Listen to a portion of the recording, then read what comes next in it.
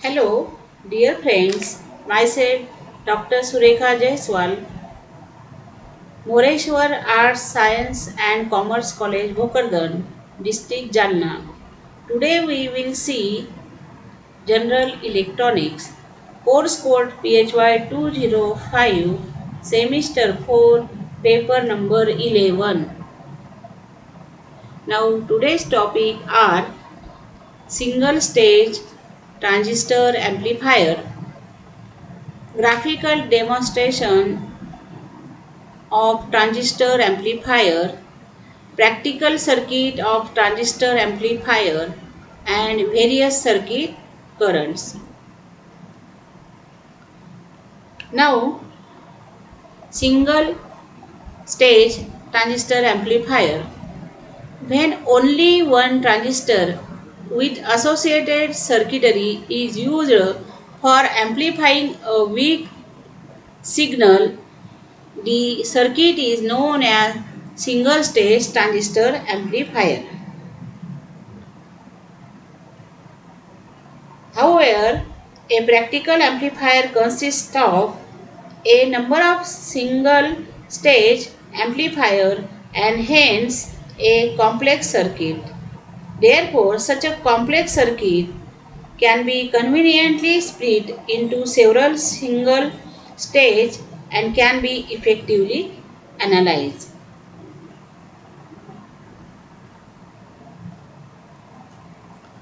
Now, figure shows a single stage transistor amplifier. When a weak AC signal is given to the base of transistor, a small base current, which is AC, starts flowing.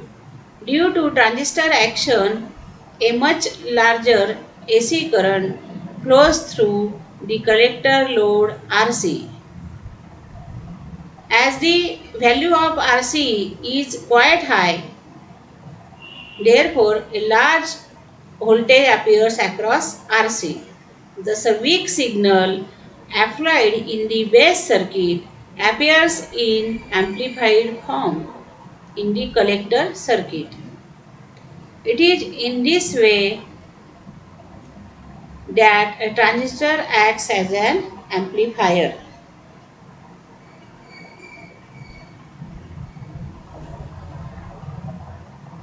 Now, to achieve faithful amplification in transistor amplifier, we must use proper associated circuitry with the transistor. A practical single stage transistor amplifier circuit is shown in figure. The various circuit elements and their functions are as: first, biasing circuit. See in figure, the resistance R1 and R2 and Re form the biasing and stabilization circuit.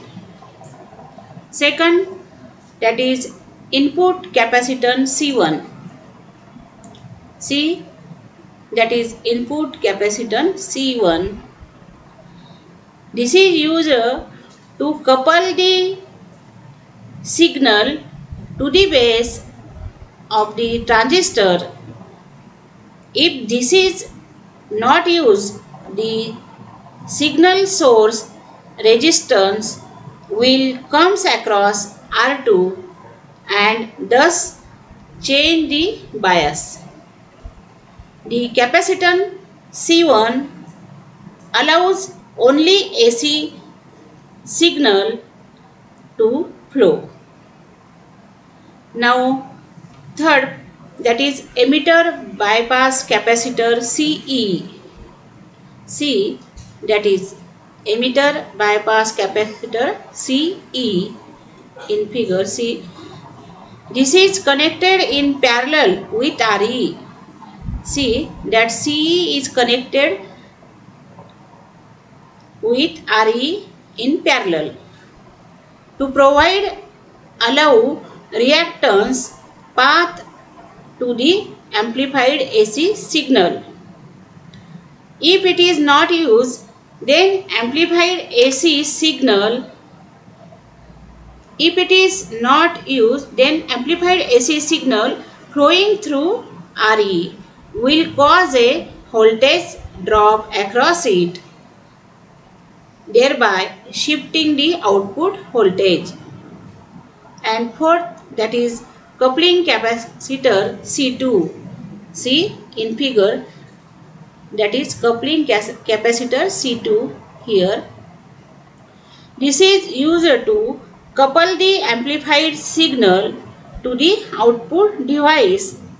This capacitor C2 allows only AC signal to flow.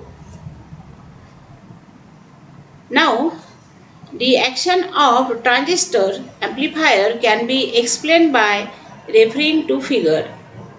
Suppose a change of 0.1 volt in signal voltage produce a change of 2 milliampere in the collector current.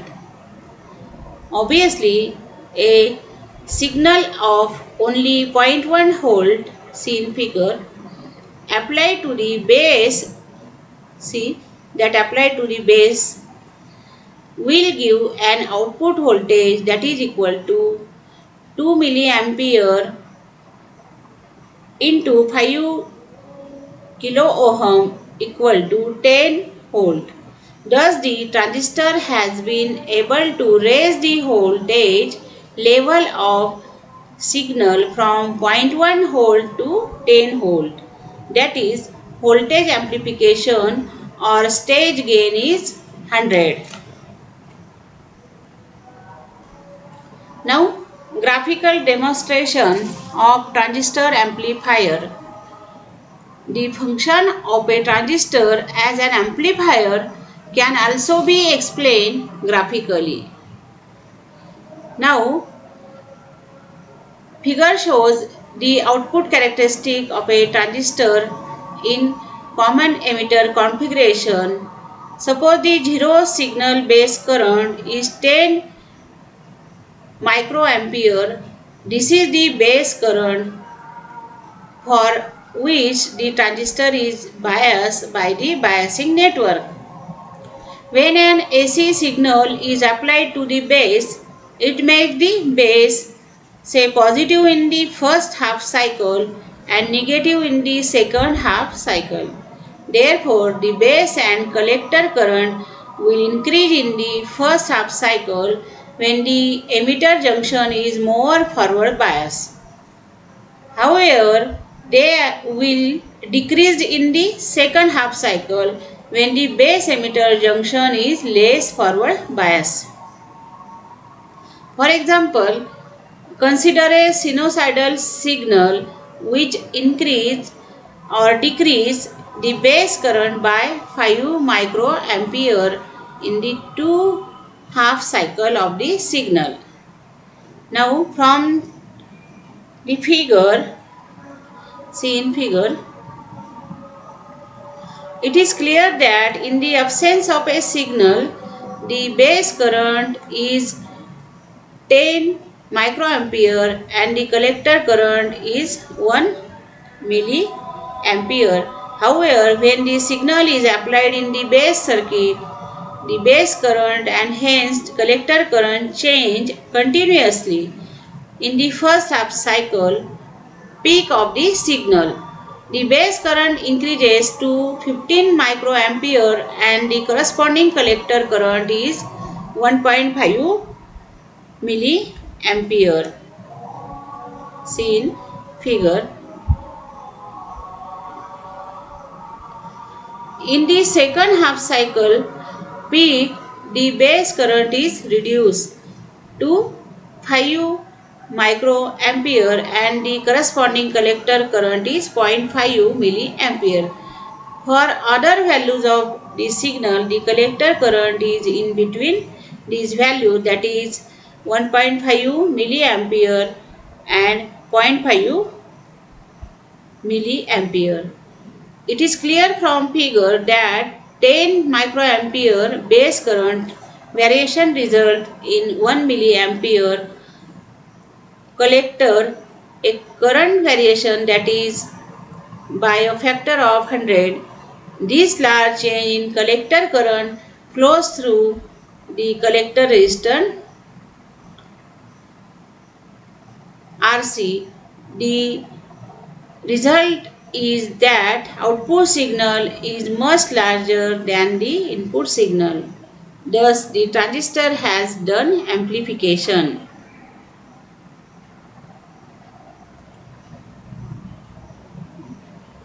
Now see practical circuit of transistor amplifier. It is important to note that a transistor can accomplish faithful amplification only if proper associated circuitry is used with it. Now in figure shows a practical single stage transistor amplifier. The various circuit elements and their functions are described below. Now biasing circuit, input capacitor and emitter bypass capacitor and coupling capacitor. Now we already discussed about this element. Now see biasing circuit. The resistance R1 and R2 and RE form the biasing and stabilization circuit. The biasing circuit must establish a proper operating point, otherwise a part of the negative half cycle of the signal may be cut off in the output. Second, input capacitor. An electrolytic capacitor is used to couple the signal to the base of the transistor. If it is not used, the signal source resistance will come across R2 and thus change in the bias. The capacitor Cin allows only AC signal to flow but isolate the signal source from R2. And next, that is emitter bypass capacitor Ce. An emitter bypass capacitor Ce is used in parallel with Re to provide a low reactance part to be amplified AC signal. If it is not used, then amplified AC signal flowing through Re will cause a voltage drop across it, thereby reducing the output voltage. Next, that is coupling capacitor Cc. The coupling capacitor couples one stage of amplification to the next stage. If it is not used, the bias condition of this next stage will be drastically changed due to the shunting effect of RC. This is because RC will come in parallel with the upper resistance R1 of the biasing network of the next stage, thereby altering the biasing condition of the latter. In short, the coupling capacitor isolates the DC of one stage from the next stage but allows the passage of a AC signal. Now various circuit currents. It is useful to mention the various current in the complete amplifier circuit. These are shown in the circuit of figure. First, that is base current. When no signal is applied in the base circuit, DC base current IB flows due to the biasing circuit. When AC signal is applied, AC base current IB also flows. Therefore, with the application of signal, total base current IB is given by IB equal to IB plus IB. Second, that is collector current. When no signal is applied, a DC collector current IC flows due to biasing circuit. When AC signal is applied, AC collector current IC also flows. Therefore, the total collector current IC is given by IC equal to IC plus IC, where IC equal to beta IB, that is zero signal collector current.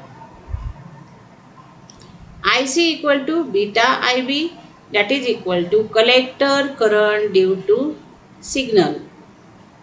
And third, that is emitter current. When no signal is applied, a DC emitter current IE flows with the of signal. Total emitter current IE is given by IE equal to IE plus IE. It is useful to keep in mind that IB equal to IB plus IC, IE equal to IB plus IC. Now base current is usually very small, therefore as a reasonable approximation, IE equal to IC and IE equal to IC. Thank you.